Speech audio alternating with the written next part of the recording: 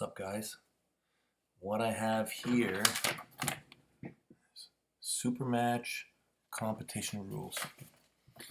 I thought some of you might be interested in what the final product was because it's not exactly like what we talked about in the call, and some very, very interesting things in here which will absolutely have an effect on the match. So I'll kind of read it with you guys. General super matches are best of 6 format, so I'm assuming that this is for the league from this point forward. So all PR productions super matches. So they're going to go with best of 6, and if it's a 3-3, a 7th match will be used to determine the winner.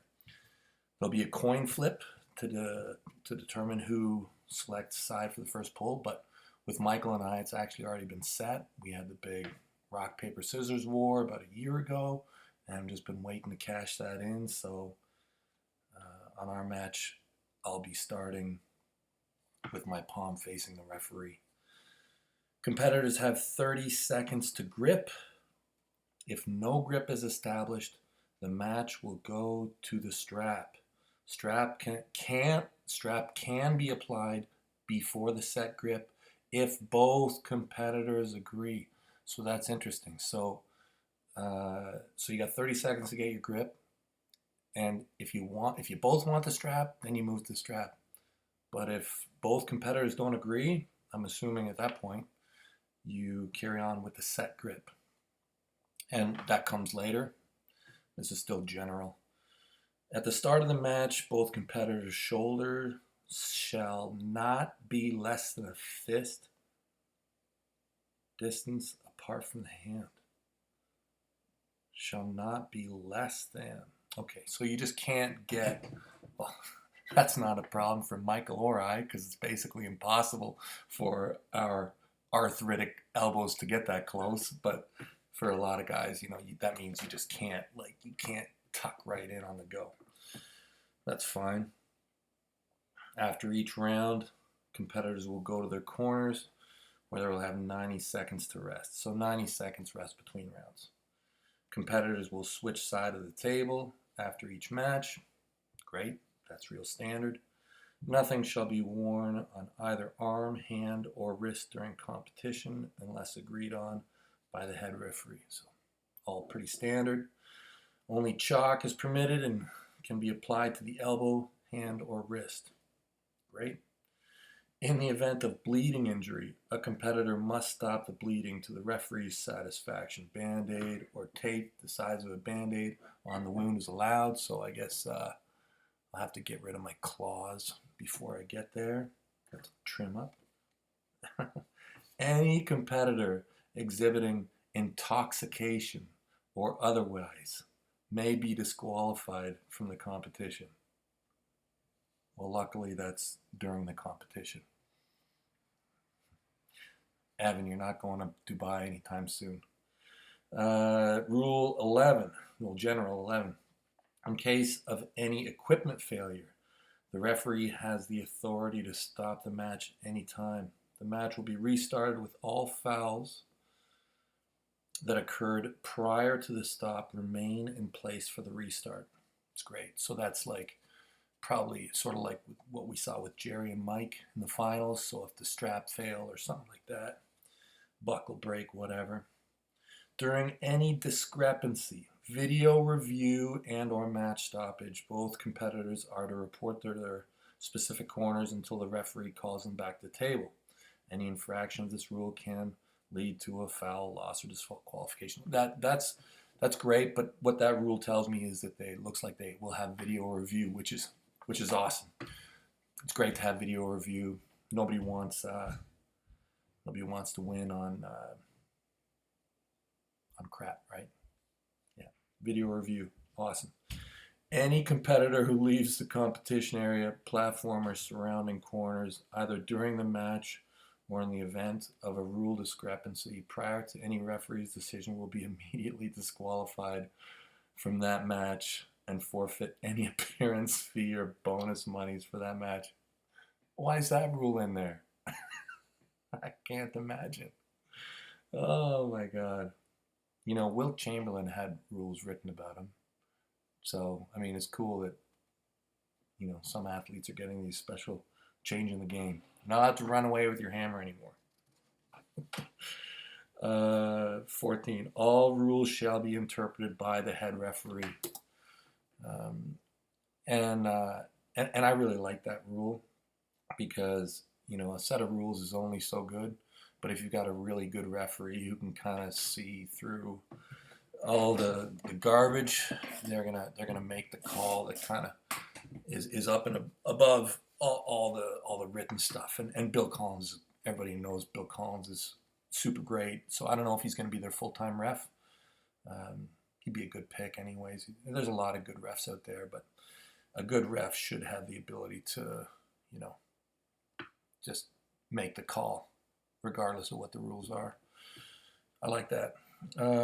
Never stop arm wrestling unless the head referee stops the match. Another good rule. Yeah, you can't just stop and expect to have the match stop. It doesn't stop till the ref says stop. 16, competitors must always protect themselves from injury. And I like that rule as well because it doesn't talk about break arm foul so much. Basically, it's your responsibility to protect yourself from injury. Fouls. Okay, now we're into the good part. Okay, all fouls are counted.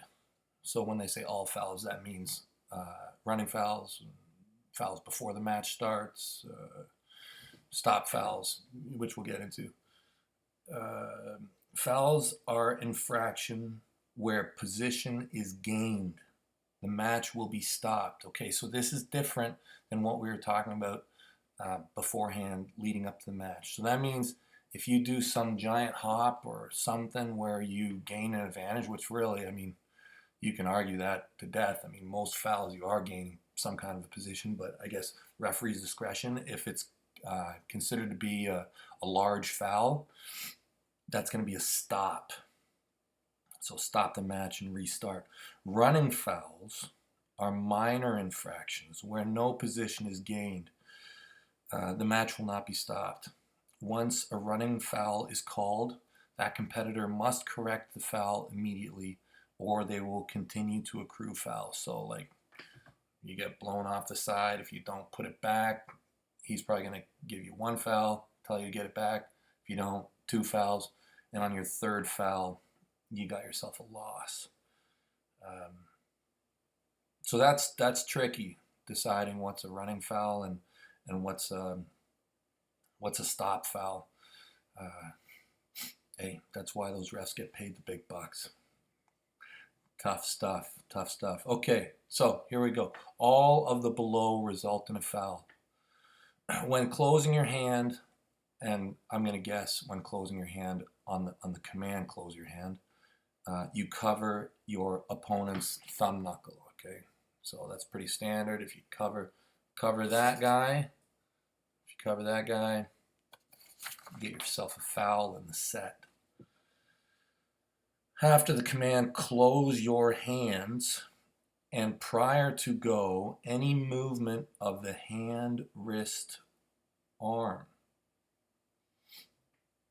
So, I'm guessing that including a false start, that's a difficult rule right there. I know it seems simple, but any movement of the hand, wrist, arm. I mean, you're being told close your hands. So I mean, obviously you are closing your hands. I mean, there's movement of the hand there, but I think that they're probably looking. I think that the way that this rule is probably going to be interpreted is anything that causes an overall change in position. I don't know. That'll be actually. I bet you that'll be a bit gray, to tell you the truth. Close your hands and go. I mean, that's happening pretty quick, hopefully. There's nothing harder in arm wrestling rules than starting the match. This is the hardest part of a referee's job, guaranteed. Just to get to where he says go. Touching any part of their body, such as their chin, shoulder, or head to the competing hands. Okay, that's pretty self-explanatory. Shoulder crossing over the center of the table.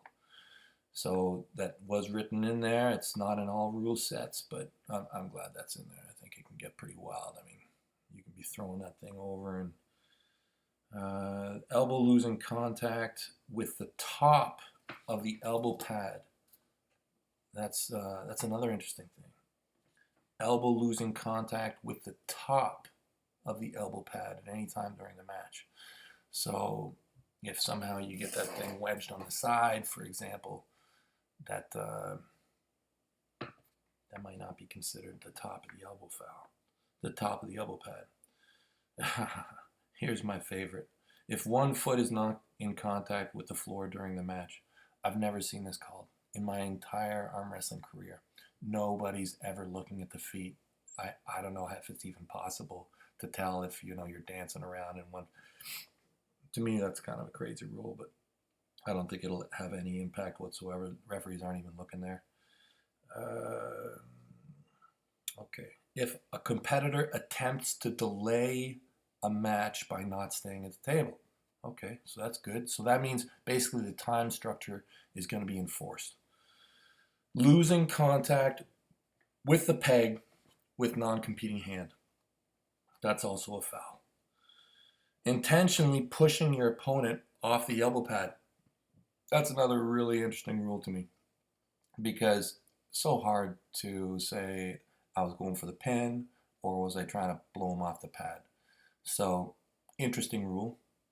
I can see that one might be a bit difficult to call depending on the circumstances. But okay, so you can't push a guy off the elbow pad.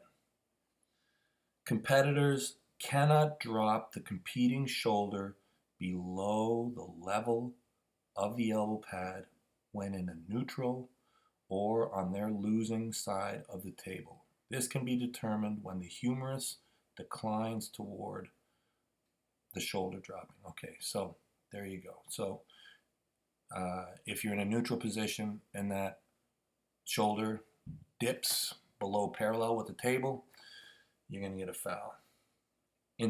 Here's the most interesting of all the rules so far. Intentional slip will be deemed a foul. Wow. Okay, that's interesting.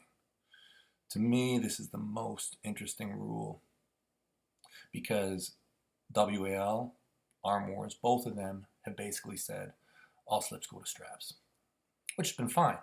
It's been fine. It's definitely changed the game. Absolutely. So PR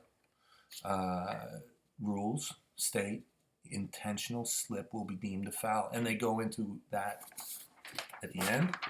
But very interesting. And poor sportsmanship may result in a foul. If the conduct continues, it can result in removal from event and or forfeit any of the placements and awards. So, no being a total dick. I don't know. I hope I don't catch one of those, but I won't be surprised. Grip. Okay, so grip, this is a bit standard here.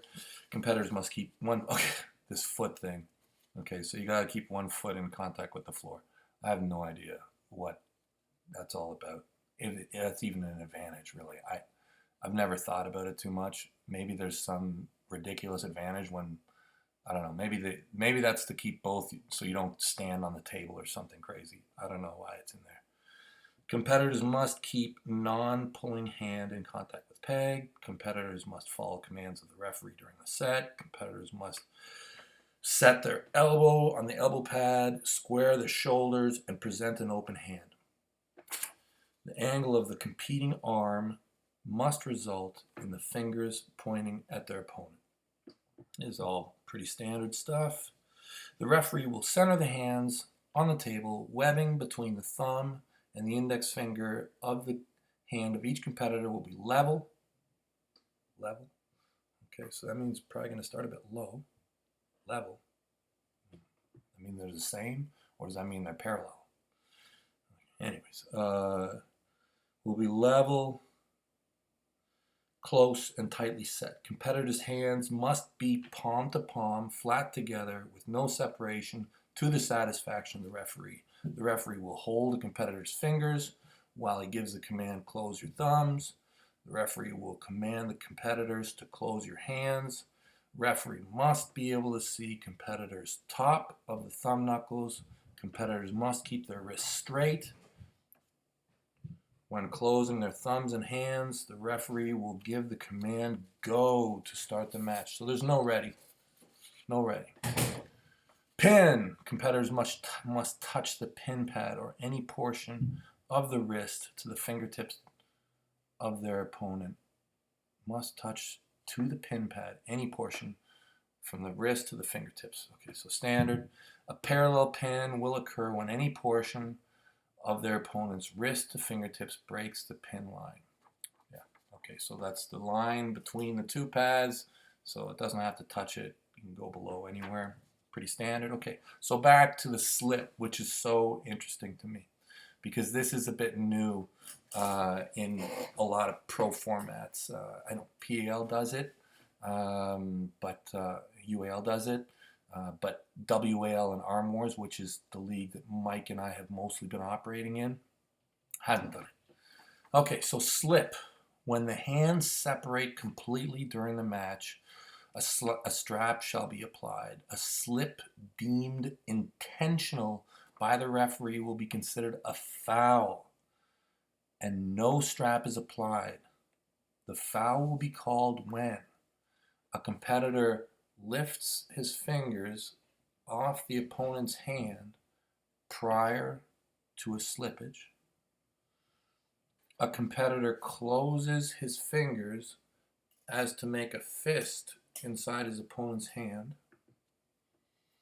A competitor is in a flop wrist position and he pulls his fingers inside his opponent's hand, therefore is unable to hold his grip. Very interesting. And this here slip rule will have, I think, probably out of all the rules that we've gone over and looked at and changed, I think that this slip rule is going to have the largest impact to the match. Strap can be applied at the wrist line, 1 inch below the wrist line. Stipulations. Any simultaneous fouls, almost couldn't read that, by both competitors will result in a stop, restart with no fouls. Again, poor sportsmanship may result in a foul. If the conduct continues, it can result in removal from the event or forfeit of any placements and awards. So that's it. So that looks like it's the final. I won't be surprised if these things continue to change right up until we get on the table. But from what I understand, this is the final draft of the rules for PR. Yeah. So, what do you think? Is that going to make a big difference? Can't run to the straps. That's huge. You are not guaranteed straps in this promotion.